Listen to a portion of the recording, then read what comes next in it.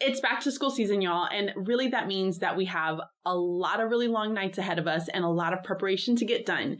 So I wanted to share with you guys 3 tips that will help you stay productive versus just being busy. Hi, my name is Bridget and I am a sponsored FlexPath student with Capella University. My first tip is to be able to create some sort of a schedule for yourself. Now, I know that for me, before I had created my own personal schedule, I felt very overwhelmed. Like it was just a ton of things that I felt like I needed to do. And yet I wasn't really doing anything. I felt busy, but nothing was getting accomplished. So in order to kind of remedy this issue, I created a weekly schedule for myself. That means that I had to think about all of the tasks that I needed to complete on certain days of the week.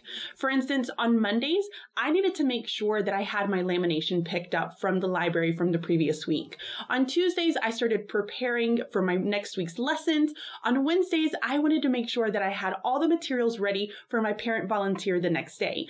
These were all tasks that I wanted to complete, and I needed to have them written down for when I felt like I was getting busy, but I didn't quite know what I needed to get done. I could always reference my schedule so that I had a better idea of what I could be working towards. Tip number 2 goes along with tip number 1. It's just an extension of it. So tip number 2 is to theme your day so that when you're looking at your week, you have now taken all of those tasks that you need to have accomplished and you're putting them into light categories. This really helps to focus your mind and also focus your body into a very specific area.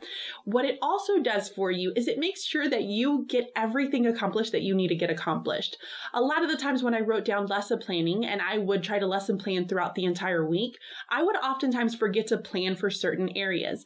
But now that I have themed my days, I put lesson planning all in one day and I make sure that every single area has a plan and a plan of action of what I need to have accomplished.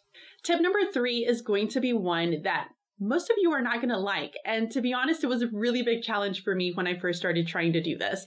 And that is to limit your distractions and basically turning that phone to airplane mode so that you're not scrolling through social media. That also means closing the door to your classroom so that you're not really focusing on the hallway chatter that's happening amongst teachers.